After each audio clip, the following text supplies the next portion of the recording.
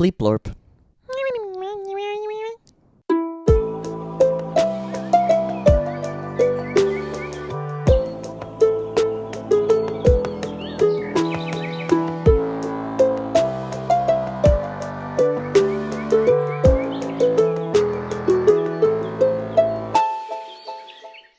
Welcome back to the History of. I'm Abe. Welcome to the History of. I'm Jared. Reporting to you live from our mothership. We are just two normal human people, definitely not anything other than that. Regular. Just two regular humans. Human people. Dressed like normal humans. This is what humans wear, right?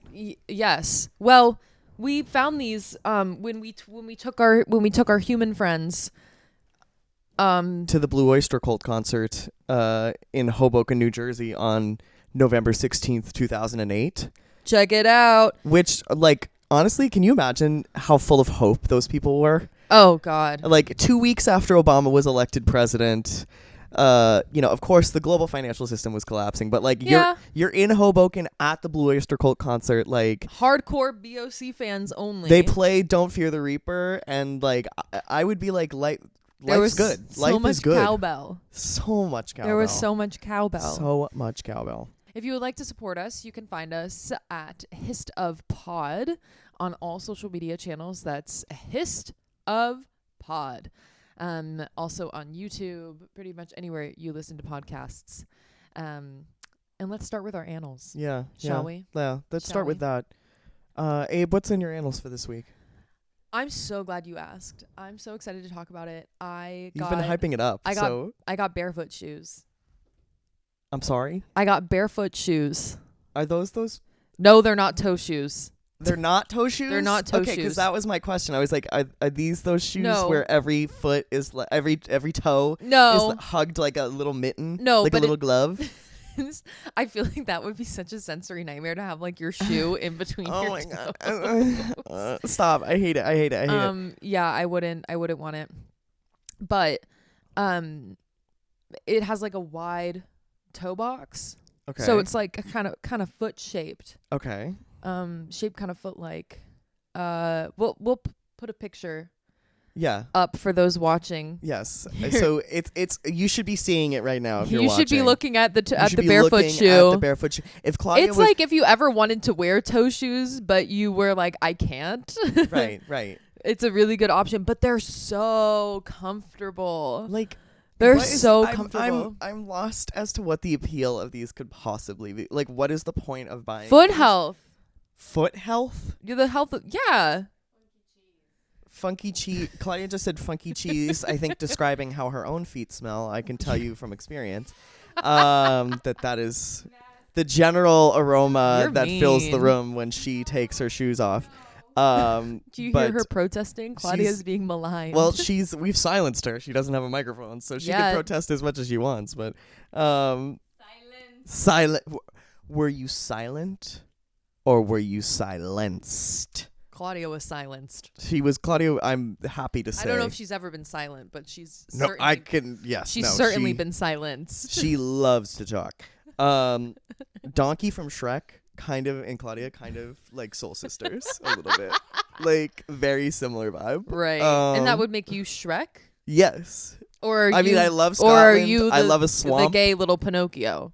Oh, I'm not a puppet. I'm a real boy. I'm wearing ladies' underwear. Oh, yes. No. Yes. That's the Pinocchio I am. The Lionsgate Pinocchio. What's the Lionsgate? No, I said the Shrek. I said Pinocchio, the little gay Pinocchio. But the even gayer Pinocchio is, Father, when can I leave to be on my own? I have the whole What are you talking about? I've never seen this Pinocchio. Pull it up.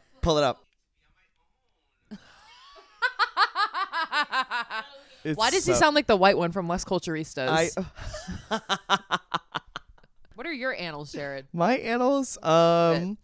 Okay, so you may recall 2 weeks ago I did talk about how I had a zit growing in the corner of my mouth, and then I popped it and it scabbed over, and I wanted to make sure everybody knew that I did not have oral herpes. Not that there's anything wrong with that. But I did get another zit at almost the exact same location, and so now I am scared that I do in fact have oral herpes. Do you think? I feel like you can tell the difference between a cold sore and a pimple. Right, because a cold sore doesn't really hurt, right? Or does it?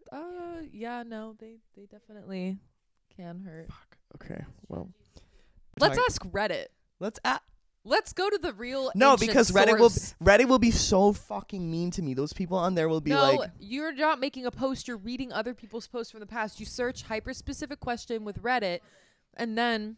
Cold sores are painful. Okay. Yeah, my Cold sores are dad painful. has the type of herpes you're born with. Oh, like if your parent has the herpes virus, can't they pass it down or something? Yeah. It's not always it's not always... Oh. So in Claudia's world, herpes and AIDS are the same. thing. Same thing. Of course we're... I'm keeping it in. That's hilarious. That's fucking hilarious. I'm You just keeping hear that. Claudia, I'm like explaining. Oh I'm my like, yeah, it's not God. always an STD. And Claudia goes, like AIDS. Yeah, I guess. Yeah, sure. Or like Hep. Yeah. Okay, Abe, give us your 5 W's for this episode. Who? Aliens. Compelling. And the people who get abducted by them. Of course. What? Spaceships, probing, medical experimentation, hybrid breeding, group therapy. Probably instruments that go up in the butt. Baby, yeah, I'm not going to get into the specifics, but Okay. you can okay, sorry to disappoint you. I know you would love to hear about that, but I'm kind of over this episode in that case. But anyway, sorry, continue. man, I can't. When? When? Ancient times onward, all the time. Jesus. All of them. All of the All years. of the times, all of the years. All of the years, basically. We love to narrow things down on this show. Yeah, just all the years. Where? Mostly the United States. Mostly, weirdly enough, the Southwest, which you would expect, and then also New Hampshire. New Hampshire, weirdly. Yeah. New Hampshire comes up A lot. A lot. Too many times. Like, kind of crazy. And my parents live up in New Hampshire, and so when I was reading these, I'm like, oh yeah, I know where that is. And why? Because I just thought it was interesting. I literally was just like, this would be cool. I don't know a lot about alien abductions. I do now. I didn't know a lot about alien abductions or kind of how far back they went. I knew about like the 60s and the 70s and people kind of saying they had seen UFOs and stuff. So I just really I wanted to know more. I thought it would be interesting to talk about. I thought it would be cool. And I thought we would all certainly learn something because I've never really seen like a kind of timeline of the history of alien abduction. We are down from 4 lights to 3. Things are really going swimmingly today. That's fine. You would not believe the issues on the we've ship. had. Anyways, speaking of the ship, quick costume moment. Costume moment. I mean, I love, as you know, I love secondhand. probing. Well, I was gonna say I love probing, but Well, I of course also you love do. secondhand. But I love Shocker. being probed also. But that's, you know what? That's not polite company talk. You know. Is this polite company? I don't Well, know. Not you, Not Claudia. you, not fucking everything's about you, Claudia. Shout out to my friend Kineret, who also did the music for this podcast. Kineret, we love you. She's moving out of her apartment right now, and so she was giving away some stuff, and she had this ET bucket hat that I thought, one, So cute, perfect.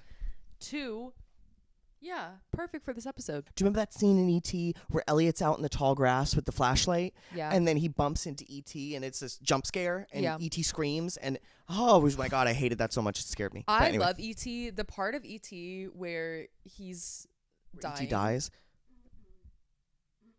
I'm and Elliot's screaming, "You're hurting him! You're hurting him!" I just got full body goosebumps. I just got full body fucking chills. Steven Spielberg, you cruel son of a bitch, making me go through that. I just And also- when he looks like all sick and sad, I'm like, gray. he's just a And boy. E.T.'s so ashy and he's so He needed some he needed lotion so bad. And a warm And bath. Elliot's like, "You're hurting." Okay, anyways. One is more like a kind of chronological, almost timeline study. But I found it super interesting. But just how far back it goes. I mean, yeah, and it's also kind of cool how, you can find like a very direct sort of chronological, like linear increase in the reported Oh yeah. sightings of UFOs or reported alien abductions. Like it really takes off post World War II. Yes, And then, it like, does. Because like before then, and I know we're going to get into this, like there's variations on like weird celestial sightings, but Mhm. like the whole idea of like I met little green men and they took me up in their spaceship yeah, starts. the idea of like the spaceship, the UFO, Mhm.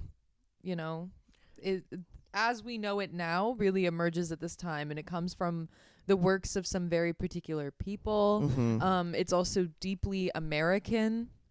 It's like basically seen as like an American export. Which is like that's my favorite thing about when they showed like the graph of reported UFO sightings and all of the little dots are in the United States. Yeah, Like and you're like, right. right, because we're fucking insane. Right. Okay. Cool. I think you'll be shocked by just how far back this goes. Yeah. We're in England in the mid 1300s Jesus. at the Abbey of St. Albans. Okay. Ever heard of a guy named Thomas Walsingham? I've heard of a Francis Walsingham. Well, it's not him. Okay. It's Sorry. Thomas Walsingham. Okay. Sure. He's an English chronicler and he's a Benedictine monk. Okay. Pre-dissolution of the monasteries. Yes. I need like Henry VIII with like air horns at this whenever I mention the dissolution of the monasteries. So he was a chronicler, he was a monk, he wrote a lot of English history, English political history, and he writes this chronicle called the Chronica Maiora. I don't know if you've heard of the Chronica Maiora. Is that like Latin for Great Chronicle? I think. Could be. Okay. Sure. I don't speak Latin. Is Claudia looking it up or is she just checking her texts? Claudia's looking Okay. it up. The Chronica Maiora includes a lot of supernatural events and miraculous events Okay. that served as a sort of vehicle for political commentary at the time. Some of these phenomena included sky shapes, blood rain, mysterious green children. Blood rain? Blood rain, rain of blood. Okay. Blood rain. Do you think it was possible Can we that do blood rain to purple rain? I only want to see you bathing in the blood rain? Blood rain, blood rain. Yes. Was I peeking? I just peeked. Well, Sorry. in life or on the audio? Oh, in life, I think. I think both. I'm actually going to pull up a little section from the Chronica Maiora and just read this to you Okay. because it's actually totally bazonkers. So this is what Thomas Walsingham wrote. At the same time, a certain marvelous thing came to pass in the north concerning a youth who was in the household of Lord John, Baron Greystoke. While this youth, happy and joyful, was riding through a certain field of wheat, he saw the wheat move back and forth like waves of the sea, and suddenly saw the head of a little red man appear amidst the wheat. The longer the youth looked at him, the more the red man seemed to grow in stature. Approaching, the red man took hold of the youth's bridle and pulled him unwillingly through the wheat to a place where the youth could see a most beautiful lady sitting with many young girls like her. She then ordered him to be taken down from his horse and to be lacerated on his skin and fleshy parts. What? And the lady commanded him to be stripped of his skin. What? Then the lady, cutting through the middle of his head, as it seemed to him, removed his brain and left his head empty. When this had been done, she had lifted him onto his horse and sent him away. Immediately, deprived of his wits and not in control of his senses, he began to act wildly and make furious gestures. And when he came to a nearby village, a girl who had been part of his lord's household and who had loved him very much came to him and set out to cure him. And so that he might not harm those who were looking after him, she had him confined in chains. Classic. Of course. She led him to many saints overseas in order to restore his sanity. Finally, at the shrine of St. John of Beverley, 6 years after his misery began, he received his sanity intact. For when he was relaxed in a truly peaceful sleep, a vision came to him in which the most beautiful lady split his head open again and restored the brain, which she had previously taken away, to its place. Restored to his original sanity, he married the aforementioned girl who had led him around, and on her he begat 15 sons.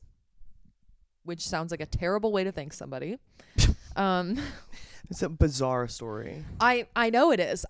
And there's a lot There's a lot to unpack here. Let's just Okay. take a second and talk about the red man. What is the red man? What is the beautiful lady?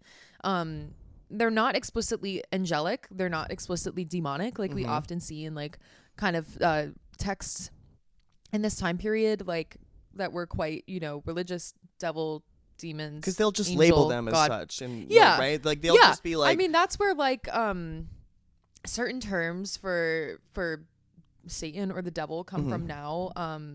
They come from like the names of ancient Mesopotamian gods because people just they were just like, well, whatever, if that's not our god, it's like a devil. But that's not what happens in the Chronica Maiora. But also the lady and the red man are clearly not quite human. right. They sort of transcend that boundary. And because of this, they exist outside of these clear-cut moral and theological kind of context at the time. The same thing that kind of we would say about aliens now. Right. So it doesn't explicitly say these are aliens from space, but I think there are a lot of things in common between the story of the little red man and the Chronica Maiora and what we will later see with alien abductions. There's also this kind of sexual element. He's like, the boy is kind of drawn in by this beautiful lady. And there's an invasion of the body with his brain being cut out, his skin being cut off. Very similar to the sort of medical experimentation that will be reported later on by alleged abductees. But yeah, I thought that was incredibly interesting when I read that. So then going back even further, we're going back to Genesis, ancient times. Yes. Genesis, very famous historical document. I'm talking about here the Nephilim. What the hell is that? They were described in Genesis as the offspring of human women and fallen angels, which is similar when we consider how prominent elements of sex and reproduction are in alien abduction stories, especially like hybrid breeding between human women or human men and aliens. There are things that maybe people would think were religious or spiritual, and you can kind of look at them and be like, oh wait, this low-key sounds like aliens. Well, yeah, because like if you watch my favorite historical TV show, Ancient Aliens, if you watch that, they're always trying to frame sort of ancient accounts of like heavenly beings, like divine. If somebody talks about like seeing an angel or whatever, or encountering something that comes from the sky or the star, they always are trying to frame that as like, oh, those were extraterrestrials that ancient and people those were were encountering. aliens. Or, you know what, my impression is that it's eminently more likely that the people who reported having these visions probably had some kind of mental illness of a kind that they didn't, like a delusion perhaps, or because hallucinations. we didn't, in the 1300s, I don't think we would be able to accurately describe like what somebody with like schizoaffective disorder was like. Yeah. But like, Am I ruining this whole episode by saying that? No, you're Okay. not, because we're gonna get into sort of later, once we get into the modern era, kind of there were people who were trying to explain the belief in aliens, the belief in UFOs, Yeah. the belief in abductions, including a guy you may have heard of, Carl Jung. Carl Jung. I call him Carl Jung because there's a J in that name. Carl Jung. I'm not playing games with you Germans, okay? You decided to put a fucking J in your name. I will be saying the J. And I mean that disrespectfully. Oh. So Or I in don't know why Germany, your turn to respond. your response. 1877. Italy. One of the only times we will not be in the United States. There was an Italian astronomer named Giovanni Schiaparelli. No relation. Giovanni Schiaparelli. No. Giovanni Shrimp Scampi. He had no relation to the designer. But he observed Mars when it was particularly close to Earth. And he claimed that he saw these like straight crisscrossing lines on Mars. And he called them canali, which means in English, channels. But people who speak English heard this and were like, you mean canals? They just were like, it's canals. So then people began to believe that there were intelligent civilizations on Mars and that they were just like building canals all over the planet. But of course, because if I'm doing one thing on an alien planet in my intelligent civilization, I am built on a planet with no water, by the way. Yeah, no water. I am building a canal. So then after this Schiaparelli guy sees these channels, aka canals, Mm-hmm. on Mars, this other guy named Percival Lowell, as in the Lowells of Lowell, Massachusetts. Oh my God, my people. Yeah. They established the Lowell Conservatory Right. in Flagstaff, Arizona in I almost said 1984. In 1884? In 1894. 1894. In 1894, because he was interested in Mars, and also he was rich, so he could do stuff like that.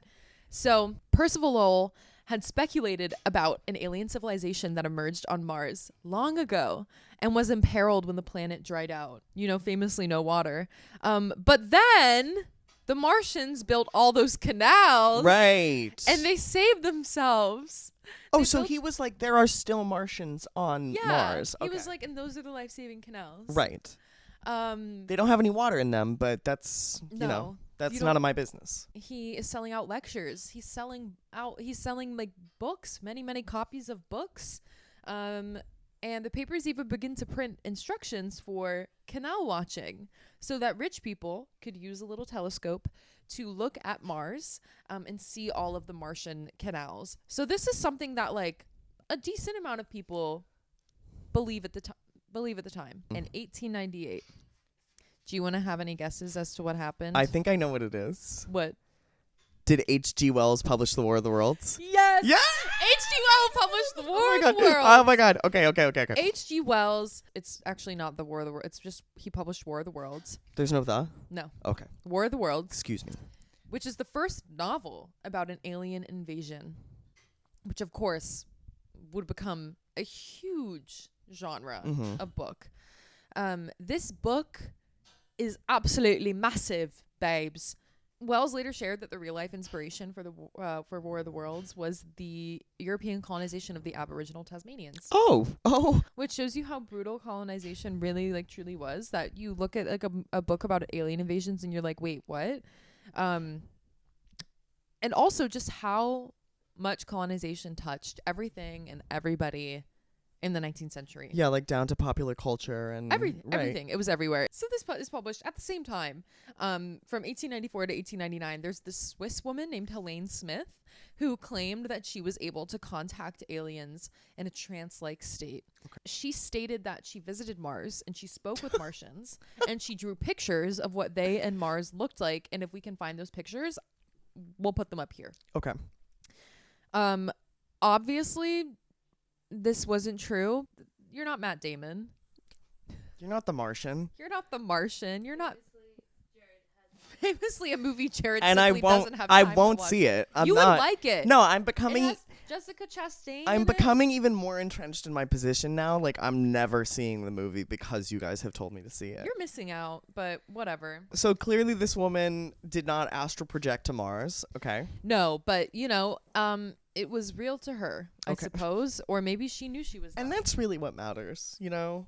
Exactly. So that is where I'm going to kind of cap it for pre-20th century. That's what I've got. Okay. Are you starting to see the little foundation of what will become? Yeah, I mean, like, we've got sort of bodily invasions. Yep. We've got little green men, a red man. We've got pretty lady. There's a sexual element. We've also got advanced civilizations living on other planets. Mars. And we've got Mars. Mars, particularly. And we've got the threat of those advanced civilizations coming to Earth with either the intent of, like, figuring us out or conquering us and Yeah. enslaving us. Conquering us. Colonizing us. You know, all that fun stuff. So in 1938, Orson Welles' radio play War of the Worlds, World. based on the H.G. Wells, no relation. Spelled different. But yeah, spelled different. The radio play War of the Worlds was broadcast, and it scared the shit out of people. There were a lot of people who didn't realize that it was a radio play because it just kind of, I think, sounded like a radio broadcast. Well, from what I understand, it's like people who joined in mid-broadcast. Yeah, they were like, "Oh, the radio." It sounded like a news report because it Yeah. was framed as, it wasn't like a direct verbatim reading of War Yeah. of the World. It was like, It was a radio play. yes, And right. part of that is when they were talking about, the invasion is happening. And so obviously that would be done Right. via radio news. Right. But people tune in. They think that it's real. They're like, holy shit. It's happening. And, this is a time where people are, the awareness is very heightened. We're leading up to the Nazi invasion of Czechoslovakia and Poland. Right. So people are on high alert as, over the interwar years, things have been somewhat politically unstable, leading up to very politically unstable. And yeah, The notably, clouds of war are gathering. mm-hmm, And the alien clouds are not helpful to the war clouds. no, they're not. There are too many clouds. Too many. Too many clouds people can't see. So notably a guy, and he will be back, named Bud Hopkins. Bud Hopkins? Bud with 2 D's, Hopkins. Amazing name. Was listening to this with his family. He remembers hearing it on the radio, and his family was so fucking scared, and he felt like they were like scarred and traumatized from the experience of hearing War of the Worlds. So after World War II, UFO sighting phenomenon takes off. People are seeing UFOs everywhere. Now, is it war trauma? Or is it paranoia about the government and the burgeoning Cold War? Or could it possibly be life-changing before people's very eyes very, very quickly? Or maybe, I'm shushing. it's the rise of computers? All of them. Por qué no los cuatro? All of... You hear that, Claudia? What? I don't understand that. Oh, she doesn't speak. I don't know what she speaks. Where Not she comes Spanish? from. In Loompa Land. Not Spanish. She's from the land of the Oompa Loompas. That is so fucking mean. Loompa Land. The listeners will never see me, but that's so mean. Oh, That is mean. Oompa. That's what she does every morning. She goes, Oompa, Loompa. That's so fucking... doo. In 1947. You ever heard of Roswell? Yeah, I've heard of fucking Roswell. Everyone's heard of Roswell. It's the only place in New Mexico I can And- name. UFO remains were found near Roswell, New Mexico, and it started the conspiracy theory that the U.S. government had recovered remains of a UFO and that they knew about aliens, they knew about UFOs. There was no direct evidence that the government knew about this, nor like that this was a UFO and actually like a space alien ship, a UFO. Yeah, I've heard things like it was actually like a weather balloon or something. Yeah, like that. there's a lot of theories about like Yeah. what it is, but this is when like I think now we think about alien abductions and aliens and people who believe in them, and a big group of people we think about are conspiracy theorists and people who do not trust the government. This is where a lot of that really begins, is after the Roswell incident in 1947. And that really sets the stage for kind of the 40s and the 50s and what people's relationship with aliens and alien abductions and UFOs would be. Now, the first, documented alien abduction, alleged abduction, does not happen until 1961. So in this time period, we have the space age. The Cold War it breaks out after World War II. We have the burgeoning information age. We have computers for the first time ever. We do. We have do. giant in the 60s. We get giant IBM computers in the 50s too. So all of this different shit is going down, and Bridget Brown, an author whose book that I used for this will be linked in the source list. She is a sociologist. Had this really great quote that I just like, it kind of made it click for me. The story of abduction by extraterrestrials is the story of biotechnological progress told from the perspective of the anesthetized patient. Ooh. Yeah. Ooh. Ooh. Yeah. Basically, people, don't even know what it is that they are dealing with here. And so they come up with whatever explanations, to explain their fears. And we'll see that a lot. Alien abductions and the stories about them is a way for people to understand their fears and what's going on in their society at that time. Right. I mean, it seems like, at the very least, like a useful way of sort of coping with the anxiety of the unknown. I don't know. There is something perversely comforting about that. Like somebody has gone even further than we have. Right. I mean, people always want to explain the unexplainable. And I Right. think that is just one of many ways that people do that, whether they use religion, whether it's aliens, whether, it's just nihilism. Yeah. Which is the nihilism is my preferred method.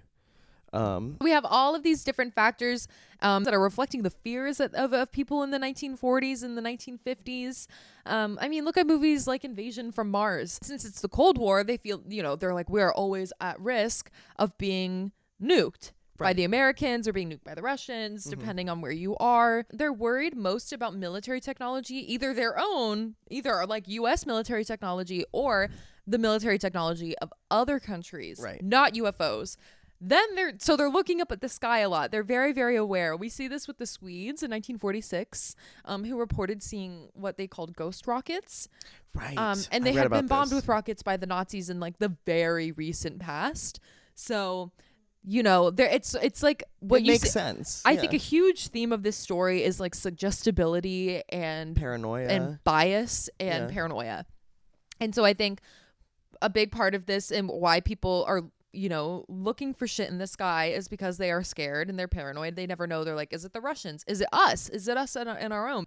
And science is coming into people's homes at the same time in the form of technology in the home, TV. We also have different gadgets in the home now, especially in the kitchen. We're seeing a lot of like food processing things that are happening too, canning, etc. Canned foods everywhere, Jello's everywhere, and the astronauts are everywhere. The space race is happening. People are freaking out about the astronauts. So all of these things are all combining, creating the perfect storm. NASA was founded in 1958, and the space race begins. Now, in the 50s, people are noticing, psychologists are noticing, sociologists, that there's a sort of like consistent belief about alien abductions. They want to understand why these groups of people believe in aliens the way that they do. And the conclusion that they come to, two different ones. One is Carl Jung in 1940. Jung. And sorry. Right. I told you I have no patience for this foolishness, but anyway, sorry. Continue. In 1959, a book called Flying Saucers, A Myth of Things Seen in the Sky. And his argument in this one, this creates two kind of schools of thought. This first school of thought by Jung says that the belief in alien abduction or in aliens and UFOs is the product of a collective unconsciousness, part individual psychology and part myth. This predates recorded cases of alleged abduction by only 2 years. So I think that a lot of those seeds had already been planted. And it argues that reports are sincere, reports of seeing UFOs and seeing aliens, but that they're products of subconscious mental processes rather than actual events. And this method, this explanation becomes commonly kind of used by scholars that believe in like this folkloric explanation for why people believe in aliens and UFOs. The second one, which is the one that me personally, I feel makes more sense to me, is called When Prophecy Fails by a guy named Leon Festinger or Festinger. I don't know if it's a hard or a soft G, but Leon Festinger fans out there, please let us know. Sound off in the comments. Festinger or Festinger, let me know. This was published in 1954. What he does, what can I call him Leon? Call him Leon. What Leon says Our here. good buddy Leon. Our good friend. Leon's my middle name also. Did you know that? Interesting. Yeah. I'll tell you my social security number too. That's yeah. What about credit cards, new numbers on the back? We'll put that on the Patreon when we have it. Okay. When we have the Patreon up and running, I will put that information. We'll get there. Jared's credit card information for everyone to use. And eventually Claudia naked. Claudia is showing puss on the Patreon. Claudia nudes. And but they're gonna be a little silly, so you gotta. They're gonna be a little goofy. She's gonna be covering her boobs like this.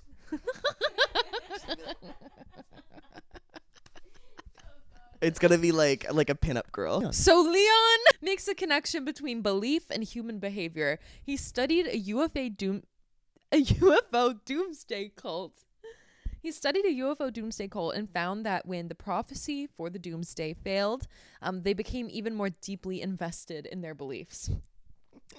And his conclusion was that non-material ideas can make us feel and do things that are very real.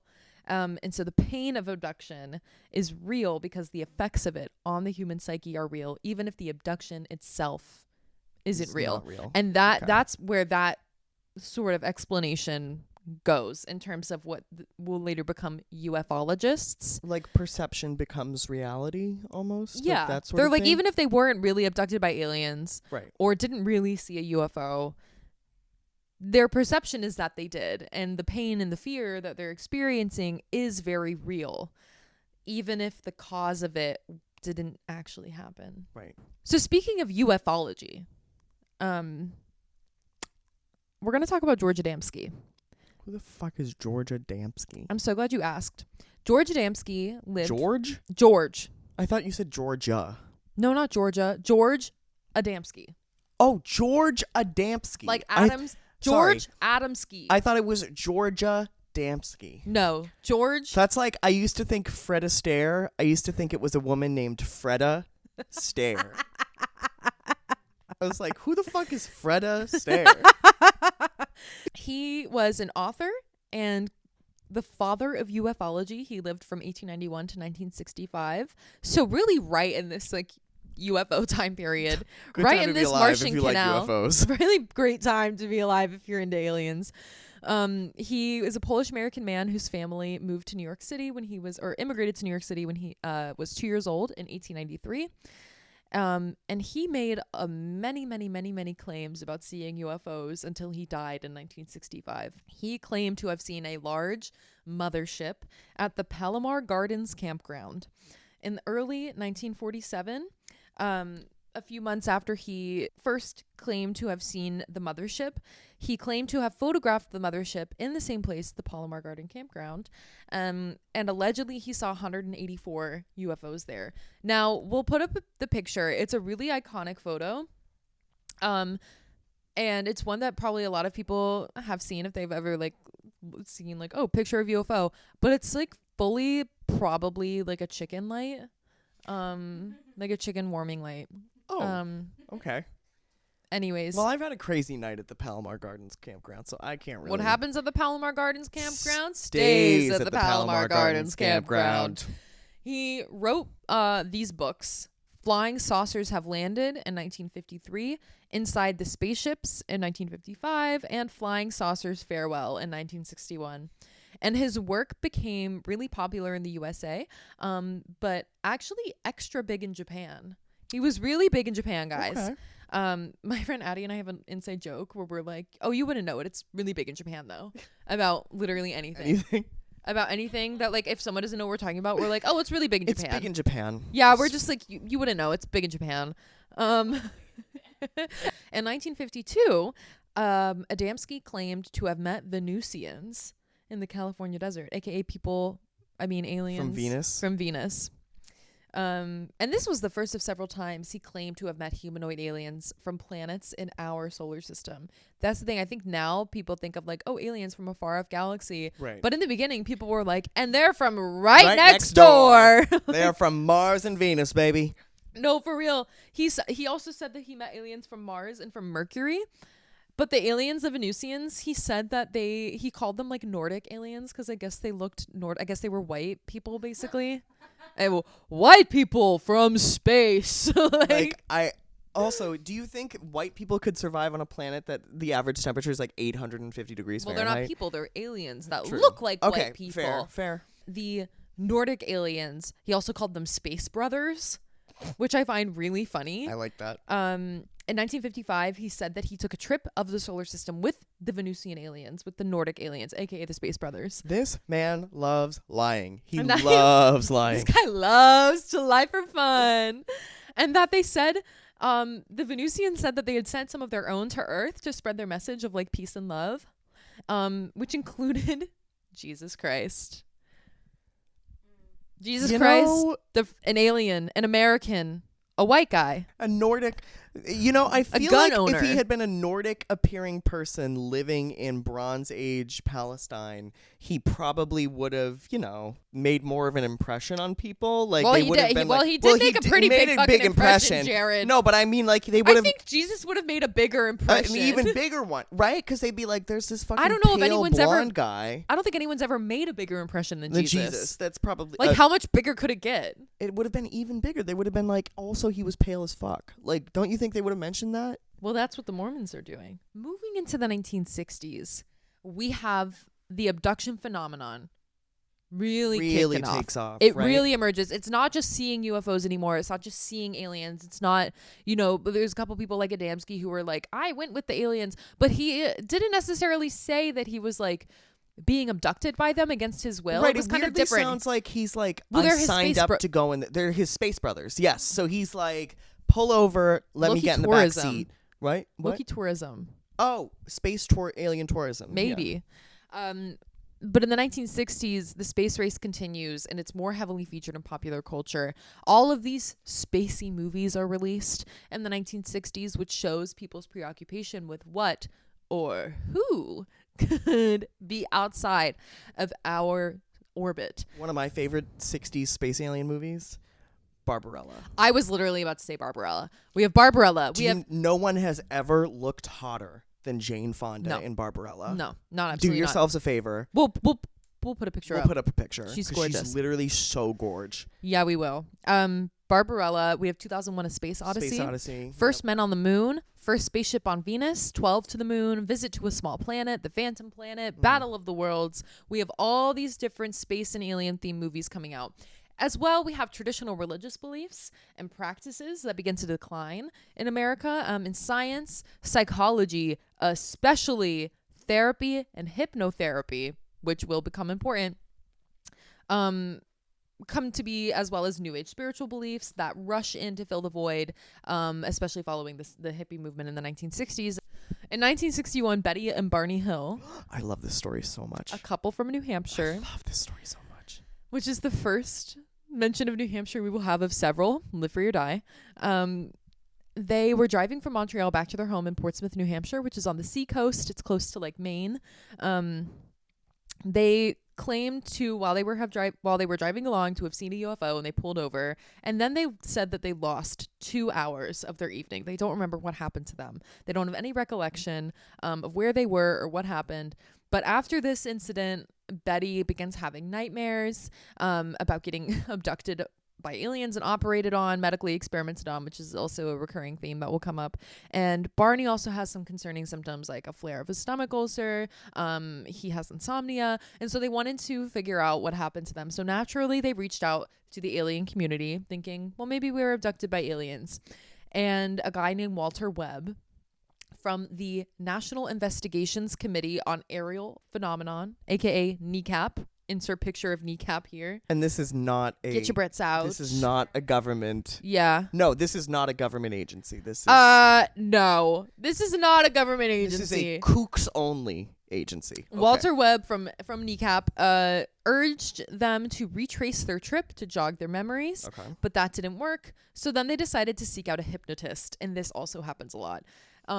Betty Hill, in the story that was published by John Fuller about their abduction experience in 1966, he didn't really say this, but she was already, other scholars have determined that she already had like a bias towards hypnotherapy. She already had a really deep interest in it and that sort of thing. So there was some bias there. This guy, Dr. Simon, he fancied himself somewhat of a modern day shaman. There's a lot of suggestiveness in his hypnosis of the two of them. And they come to the conclusion that they were abducted by aliens. They recall it and they file an incident with the ufologists. So this becomes the first published and mass distributed account of an alien abduction in 1966 by UFO investigator John Fuller. So then in 1965, guess where we are? Vietnam. No, we're in New Hampshire. Again? We're in Exeter, New Hampshire this time. It's a 1965 Exeter incident. A young man named Norman Muscarello encountered a UFO while he was hitchhiking near Exeter, New Hampshire. He said that it was huge and it terrified him as it silently moved from its place hovering above the trees towards him. He was picked up by a couple and they took him to the local police station because he was visibly very shaken by the incident, and he reported this. Two of the officers who were working, named Bertrand and Hunt, Officer Bertrand, Officer Hunt, went to the site to investigate the incident. They were like, there's no UFO there. And then they went and then they saw the UFO. Holy shit, really? They went and they said that they saw it exactly the same as Norman had described it. And all three of them, Norman and the two officers, reported this to Pease Air Force Base. And this guy named Major Griffin took their stories and was like, well, I don't know what that stuff was, but don't tell anybody anything yet. But they had already been interviewed by a local reporter, and so the story was published. Of course. So then the Pentagon responds in the press. And at first, the Pentagon said that they saw planets and stars that were twinkling due to a temperature inversion. And then they said, they were like, actually, it could have been B-47 planes from the nearby Air Force Base. Even though one of the officers attested that they were not B-47s, and he knew they weren't because, one, they both knew what they looked like, and two, after the UFO disappeared, they a B-47 did fly over, and they were like, that's not what we saw. Right. That's not what we're talking about. Then the Pentagon was like, actually, we're retracting all of that, and we don't know what it is. Sorry. So they issue like 3 or 4 stories where they're like, no, it's this. Okay, fine, guys. You got us. It's not that. It's this. Classic Pentagon move. So this contributes, obviously, a lot to the belief that the government knows about aliens and UFOs and that they're hiding it. The type of content, though, about alien abductions, type of media is changing. Eric von Daniken's Chariots of the Gods from 1974 pondered the religious or spiritual implications of contact with the extraterrestrial. Ancient Aliens is obsessed with that book. Ancient Aliens is obsessed with Eric von Daniken. They talk about He's on Chariots the of the Gods show. every single Yeah. fucking episode. They talk about that fucking book. So again, like we see even more decline of organized religion in the 1970s, and New Age religion, gets even bigger. We got communes, we got new spiritual leaders. This also follows the later years and end of the Vietnam War and the wake of Watergate and the rise of leftist and right-wing political views, more extreme in both directions than previously in the mainstream. And basically nobody trusts the government. Really important. And guess who starts publishing in the 1970s? Who? Bud Hopkins. Fucking Bud Hopkins. He's back. He was scared shitless of War of the Worlds, but he said that actually didn't, like, that wasn't what made him believe in aliens. He said that what actually made him believe in aliens was in 1965 he was spotting UFOs with friends, and that led him to be more interested in UFOs and aliens. So Bud Hopkins was around from 1931 to 2011. He was an artist. Around as in alive? Alive. In those 2 years? Okay. Sorry, yeah. That's when he was lived. around, and then he moved out of state. No, he moved to a different off school. planet because he died. He was really well known for his art in the 1970s, and then the UFO stuff became just as popular. So in 1976, a man from North Bergen, New Jersey, reached out to Bud Hopkins, who was a writer for the Village Voice at the time, and told him that he had been abducted by aliens. He publishes this guy's story, and people read it, and then they begin to write letters to Bud Hopkins about their experiences with extraterrestrials and with UFOs. And he believed that the aliens, based on all these people's accounts, and he did believe in aliens, didn't know or care about the psychological effect that they had on humans, but that they did have a profound effect. He published a book called Missing Time, a documented study of UFO abductions in 1981, as a way to share some of these stories that have been shared with him following the 1976 publication of the North Bergen case. And this is when he becomes just as well known for his UFO writing as his art. He was self-proclaimed as being, quote, generally regarded as the world's leading authority on UFO abduction phenomenon. And he appeared on daytime TV shows like The Today Show and Oprah. By the 1970s and the 1980s, most of these reported abductions were by Greys.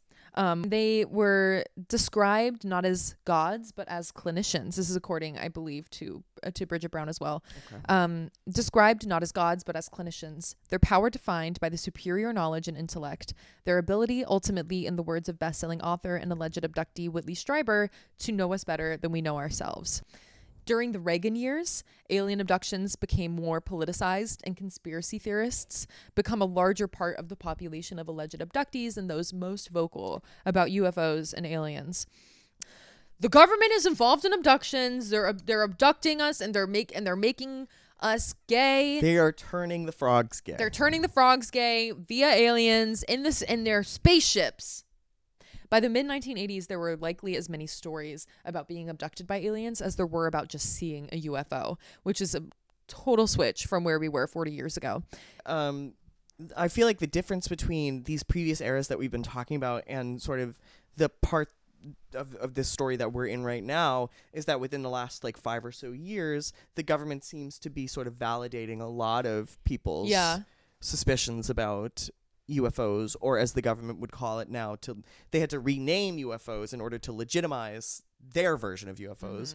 Mm-hmm. They are now UAPs, unidentified aerial phenomena. Yeah.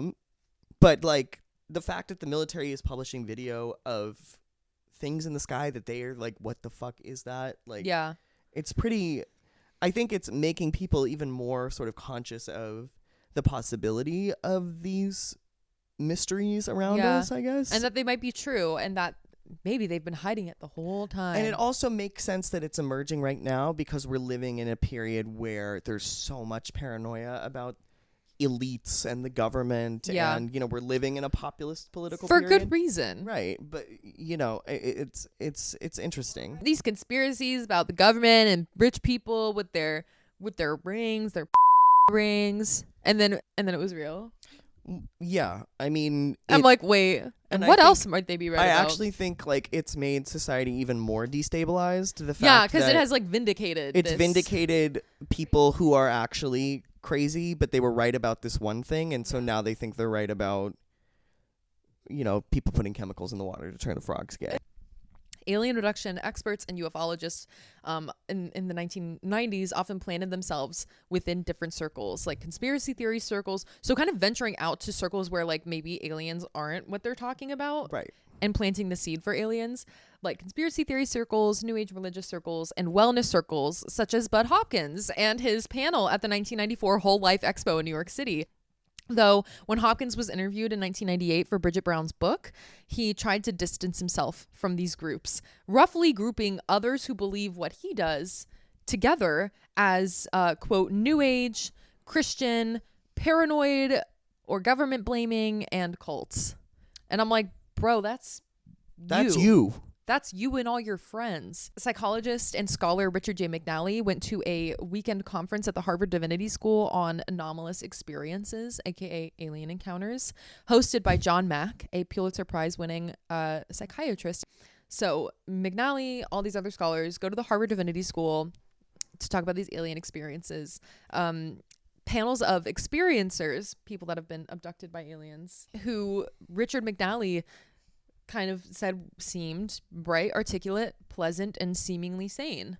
They told their stories on these panels, which included things like abduction through bedroom walls into spaceships for hybrid breeding, and other medical experiments, being forced to have intercourse with an alien woman, which is similar, I guess, to hybrid breeding, and then seeing human-alien hybrid children. Psychiatrists found through this study that most people, compared to a control group, most people in this group of people who were sharing on these panels, I should say, compared to a control group, scored high for magical ideation by having these new age spiritual beliefs. So again, it's suggestibility, it's confirmation bias. Right. If you believe that aliens abduct people through their bedroom, You're more likely to report being abducted through your bedroom wall by an alien. yeah, Okay. Which that logically follows. Yeah. and that support group that Bud Hopkins hosted was called Search Project for Aspects of Close Encounters, aka Space.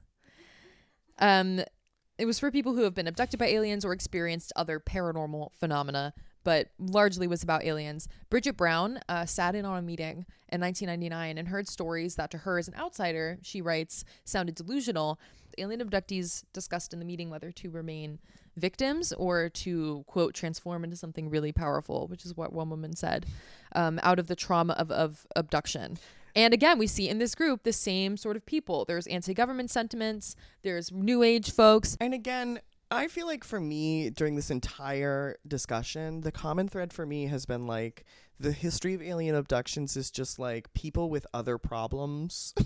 Yeah. Other unaddressed problems being sort of drawn into a narrative that helps them to make sense of their unaddressed problems. And I think it's interesting that we have, not like universal healthcare in the United States. We don't, especially in the 80s and 90s, did not have like a robust mental health care system. Right, like we are like an industrialized, a high-tech society with like weak religious beliefs and low trust in institutions, and we have like no healthcare and no reliable way for a lot of people to deal with these underlying issues, and we report the most alien abductions and alien sightings of anywhere in the world. Like it just you do the math. You do the math, people. Like, let me lighten it up a little bit for you. Popular alien media in the 1990s. We get some really, really good ones. Third Rock from the Sun, Mars Attacks, Men Men in Black, Independence Day, Contact, The X-Files. This is kind of the 80s, but I count it. Alf.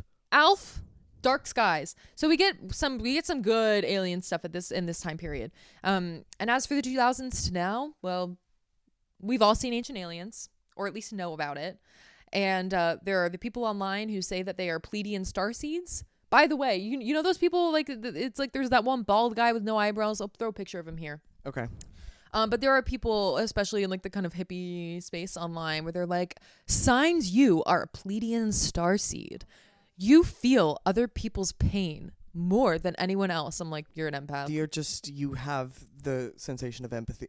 Also, I know. The concept of an empath, that's another thing I don't understand. It's I know. Like, you have empathy unless you're a sociopath. So Yeah. Congratulations, you're a normal functioning human. Aliens, I think, in a lot of people's minds are really pretty much associated with New Age spirituality and government conspiracies. Mm-hmm. Oh yeah, Scientology. Didn't even have time to get into Scientology. But their whole religious movement is based on it's all aliens, because it's based on a science fiction book written by L. Ron Hubbard, who, by the way, GW alum. went to our school. Yes. We went to the same college as him. And on the 3rd floor of Gelman Library at George Washington University, there is a conference room called the L. Ron Hubbard Conference Room. There is? Yes, there is.